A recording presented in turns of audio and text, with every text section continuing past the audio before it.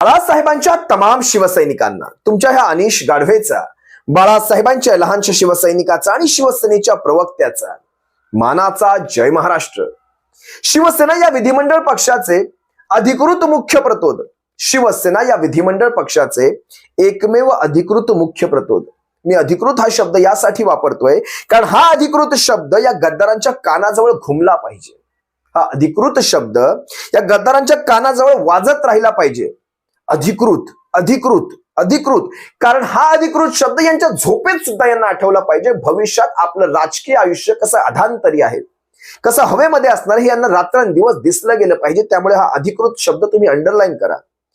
ज्या शिवसेनेच्या मुख्य प्रतोदांची नेमणूक authorise chief whip of Shiv Sena legislative party, ज्यांची नेमणूक माननीय सर्वोच्च न्यायालयाने वैध ठरवली, ज्यांची नेमणूक माननीय सर्वोच्च न्यायालयाने अधिकृत ठरवली. तुम्ही पाहिलं असाल 145वे पान, 146वे पान, याच्यामध्ये सुनील प्रभू साहेबांची प्रतोद म्हणून आणि अजय चौधरी साहेबांची गटनेते म्हणून ही नेमणूक ही वैध ठरवली आहे सुप्रीम कोर्टाने.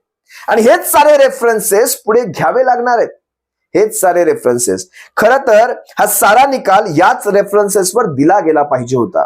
पण ठीक आहे, आपलं कोर्ट, आपली बॅट, आपले बॉल, आपलाच गेम असतो. तशा प्रकारचं तुम्हाला काय करायचंय ते 31 तारखेपर्यंत तुम्ही करून घ्या. कारण तुम्ही आज पाहिलं असाल या कोर्टामध्ये, म्हणजे ह्या ट्रिब्युनलच्या, या विधानसभेच्या अध्यक्षांच्या कोर्टामध्ये मी म्हणतोय, आज यांचे वकील जेठमलानी चिडताना दिसत होते. त्यांची वारंवार चिडचिड होत होती, घालमेल होत होती. कारण यानं त्या प्रकारे सुनील प्रभू साहेबांना गोंधळण्याचा एक प्रयत्न चालू होता. कशा प्रकारे गोंधळता येतील, वेगवेगळी उत्तरे कशी घेता येतील, कशा प्रकारे कहाणी बनवता येईल, हे सारं करण्याचा एक आटोकाट प्रयत्न आपल्याला दिसत होता. माणूस केव्हा गोंधळतो? ज्या वेळेस त्याच्या मनाप्रमाणे, त्याने ठरवल्याप्रमाणे गोष्टी घडत नाहीत. या जेठमलानी साहेबांचं अगदी असंच घडत होतं. त्यांनी अनेक प्रकारे गोंधळण्याचा प्रयत्न केला. पण तुम्ही लक्षात घ्या, शिवसेनेची परिस्थिती ही सत्य परिस्थिती आहे. सुनील प्रभू साहेबांना हे सारं सोपं जात होतं कारण त्यांच्या मनामध्ये सत्य होतं. जे काही आहे ते सत्य आहे. आम्हाला उत्तर बदलायची नाहीयेत. आम्ही काल काय बोललो, आम्हाला आज काय म्हणायचंय, आम्हाला उद्या काही बदलायचंय का, असं काहीच नाहीये. त्यामुळे कालही आमची उत्तरे ती होती, आजही आमची उत्तरे तीच आहेत, उद्याही आमची उत्तरे तीच असणार आहेत. आम्ही सत्याच्या बाजूने आहोत. त्यामुळे सुनील प्रभू साहेब कुठेही गोंधळले नाहीत. यांच्या प्रत्येक नो बॉलवर, होय मी नो बॉल हाच शब्द वापरतो कारण हा खेळ चालू आहे, हा सारा चाललाय तो खेळ चालू आहे. यांच्या प्रत्येक नो बॉलवर सुनील प्रभू साहेब सिक्सर टोलावत होते. एक साधा प्रश्न पहा ना, 20 जूनचा व्हीप तो देता देता 21 जून उजाडला कारण रात्रीचे 12 वाजून गेले होते. विधान परिषदेच्या त्या आमदारकीच्या निकालानंतर मतदान जेव्हा फुटलं, आमदार जेव्हा गद्दार निघाले, आमदार फुटले गेले, ते सारं कळता कळता रात्रीचे 12 वाजून गेले होते. 20 जून तुम्हा सर्वांना आठवत असेल, हाच तो काळा दिवस, शिवसेनेच्या इतिहासातला हाच तो काळा दिवस. गद्दार सुरत मार्गे कुठे कुठे पळाले होते, तुम्हाला माहिती असावं. हाच तो काळा दिवस.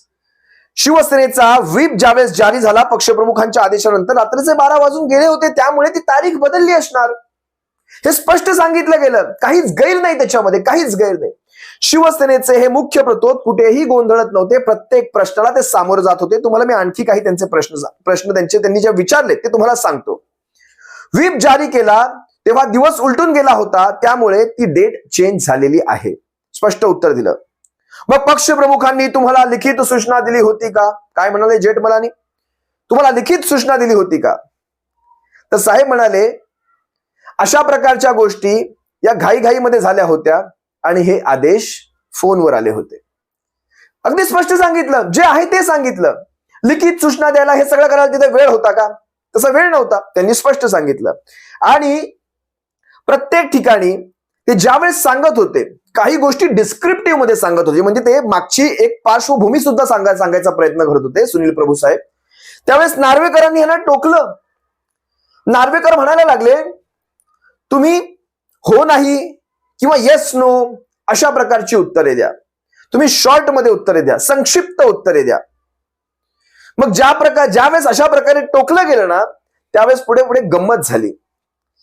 कारण सुनील प्रभू साहेब त्यावेळेस जेव्हा चिडले, त्यांनी प्रत्येक ठिकाणी सांगायला सुरुवात केली, ऑन रेकॉर्ड आहे, जे जे आम्ही काही बोलतोय ना ते सारं ऑन रेकॉर्ड आहे. रेकॉर्ड काढा, रेकॉर्ड तपासा. 1000 वेळा सारं काही लिखित मध्ये दिलं गेलेलं आहे. ते रेकॉर्ड काढा, रेकॉर्ड तपासा, मग तुम्हाला कळेल. ठीक आहे, तुम्हाला संक्षिप्त उत्तर पाहिजेत, तुम्ही घ्या. कारण राहुल नार्वेकरांनी काय टेंभा मिरवला, हे लवकर संपवायचं असेल ना, उत्तर संक्षिप्त मध्ये द्या. लवकर संपवायचं असेल. बघा घाई कोणाला झालीये, बघा राहुल नार्वेकरांना घाई झालीये. अरे अच्छा, सूर्य पश्चिमेकडून उगवला की काय? राहुल नार्वेकरांना घाई. त्याच राहुल नार्वेकरांना जर खरंच घाई करायची असेल तर फालतूचे प्रश्न विचारायला बंदी घाला. एकच प्रश्न 4-4 वेळेस विचारायला बंदी घाला. हा खऱ्या अर्थाने त्याच्यावरचा उपाय असू शकतो. तुम्ही आणखी पुढे ऐका काय म्हणतायत. ज्यावेळेस हे म्हणाले रेकॉर्डवर आहे, चेक करून घ्या, त्यावेळेस जेठमलानी म्हणतात तुम्ही आम्हाला गोल गोल फिरवू नका, सरळ स्पष्ट उत्तर देत जा. सुनील प्रभू साहेब म्हणतात मी काही गुन्हेगार नाहीये, माझ्याशी अशा प्रकारचं बोलायला मी काही गुन्हेगार नाहीये. अशा बैठका तातडीने होत असतात, त्यामुळे आदेश फोनवर येतात. पुढचा प्रश्न ह्यांनी विचारला, तुम्हाला सूचना ज्यावेळेस दिल्या गेल्या त्यावेळेस तुम्ही कुठे होतात? ज्यावेळेस तुम्ही म्हणताय पक्षप्रमुखांनी आम्हाला फोन केला वगैरे, त्यावेळेस तुम्ही कुठे होतात? त्यांनी सांगितलं मी विधानसभेत होतो, आमच्या पक्ष कार्यालयात होतो, विधिमंडळ पक्ष कार्यालयात होतो. कारण मतमोजणी तोपर्यंत संपली नव्हती आणि कळत होतं आमदार फुटलेत, आमदार फुटलेले आहेत. हळूहळू ज्यावेळेस चित्र स्पष्ट होत गेलं, हळूहळू याच्यातला गंगाधरमधला शक्तिमान समजायला लागला, त्यावेळेस व्हीप निघू लागले.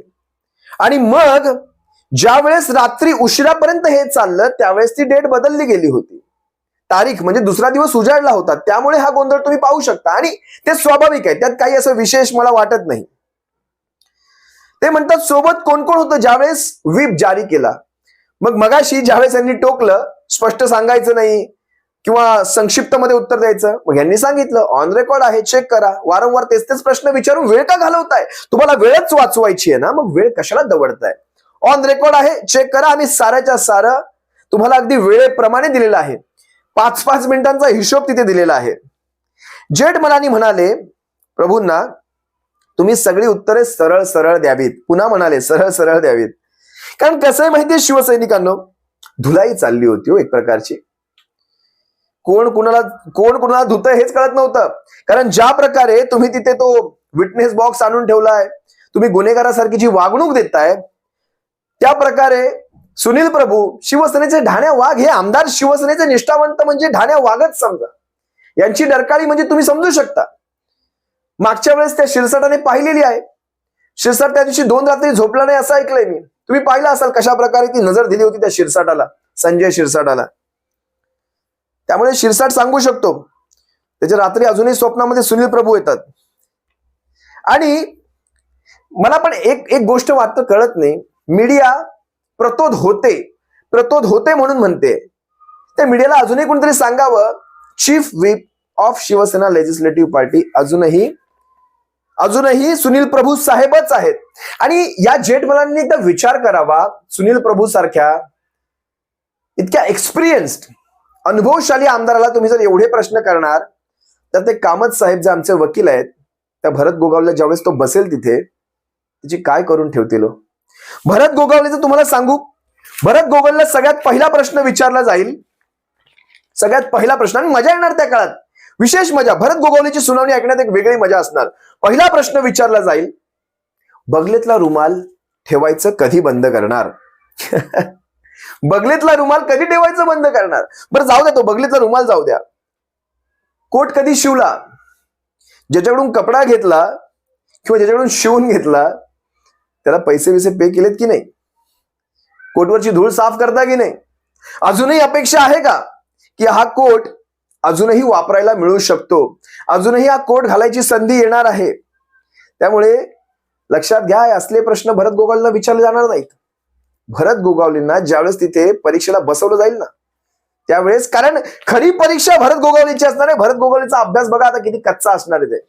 कारण खोटं सांगायला आणि ते खोटं रेटून सांगायला एक धमक लागते, स्वतःला लक्षात असावं लागतं, त्यासाठी अभ्यास लागतो. खोटं सांगण्यासाठी पण अभ्यास लागतो. त्या भरत गोगावलेचा अभ्यास करून घ्या, नाहीतर ते कोटाचीच उत्तर देईल. नाही 100%पैकी 1% इकडे नाही ना तिकडे नाही अशा प्रकारची उत्तर देईल.